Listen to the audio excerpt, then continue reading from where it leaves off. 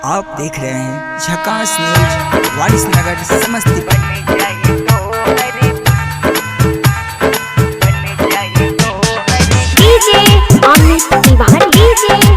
आप देख रहे हैं झकास न्यूज वारिसनगर समस्तीपुर।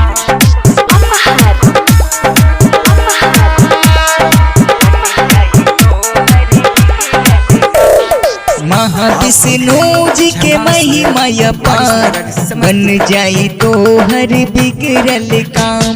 महाविष्णु जी के महिमा अपार, बन जाई तो हर बिगड़ल काम। महाविष्णु जी के 24 अवतार, महाविष्णु जी के 24 अवतार, सत्य नारायण की महिमा अपार। महाविष्णु जी की महिमा अपार, बन जाई तो हर बिगड़ल काम। महाविष्णु जी की महिमा अपार, बन जाई तो हर बिगड़ल काम।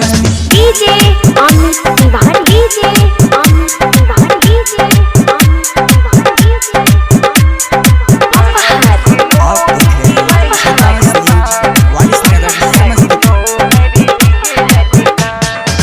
24 अवतार धाम बनल बा जिला समस्तीपुर में। 24 अवतार धाम बनल बा जिला समस्तीपुर में। आप देख रहे हैं झकास न्यूज वारिसनगर समस्तीपुर।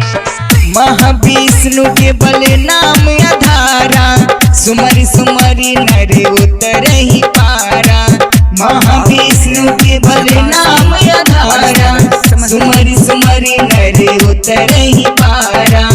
18 जून से होगी भंडारा, सब संतन के देखब नजारा। वारिसनगर समस्तीपुर।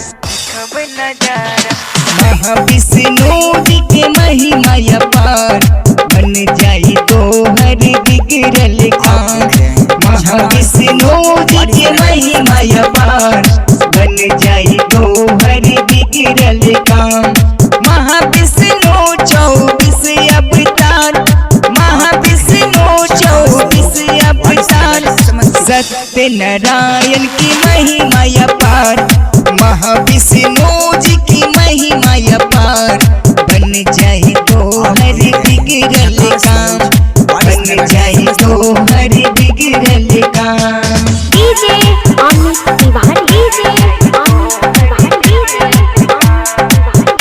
आप देख रहे हैं झकास न्यूज वारिसनगर समस्तीपुर।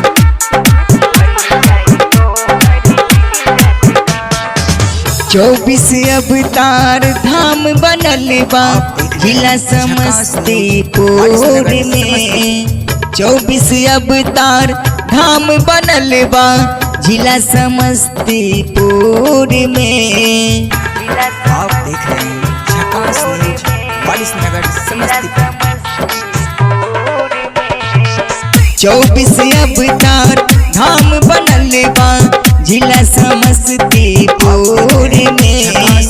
महाविष्णु प्राण प्रतिष्ठा देखल जाई जून में।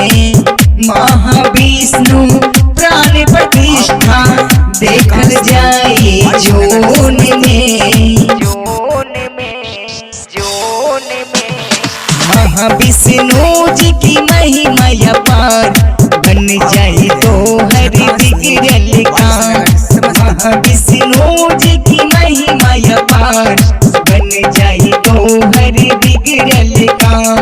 महाविष्णु जी की 24 अवतार, महाविष्णु जी की 24 अवतार, सत्य नारायण की महिमा अपार।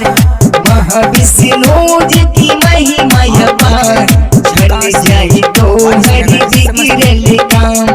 महाविष्णु जी की महिमा अपार, बन जाई तो हर बिगड़ल काम। झकास न्यूज वारिसनगर झकास रिकॉर्डिंग समस्तीपुर। स्टूडियो समस्तीपुर।